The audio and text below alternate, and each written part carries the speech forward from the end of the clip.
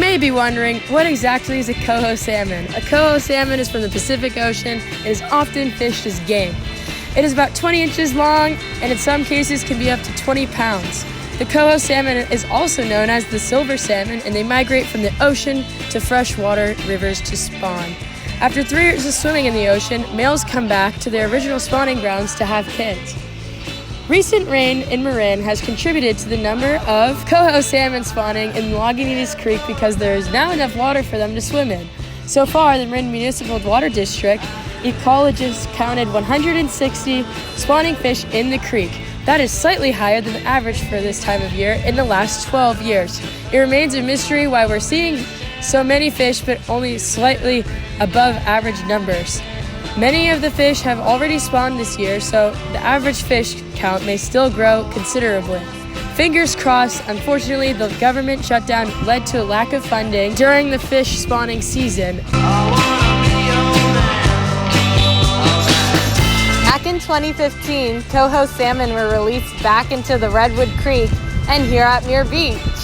This was all due to the 5-year plan where the NOAA captured juvenile fish from the creek, reared them in a freshwater pond, and then released them when they were ready to spawn.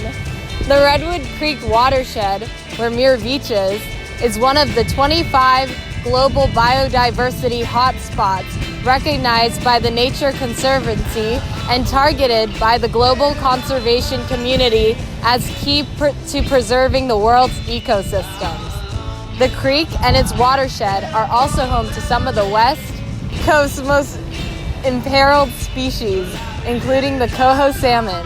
Coho salmon numbers in the central California coast have been so low that the species is on the brink of extinction here. Restoration designs incorporated very specific habitat features such as side channels, backwater, and large woody debris that provide food and shelter for the young coho. There are also conservation efforts happening outside of California for coho salmon living in places like Oregon. For example, the Southern Flow Corridor project, which restored coho in Tillamook, Oregon, was mutually beneficial because it provided flood protection for surrounding communities. This project reconnected hundreds of acres of marsh habitat and restored 13 miles of new tidal channels.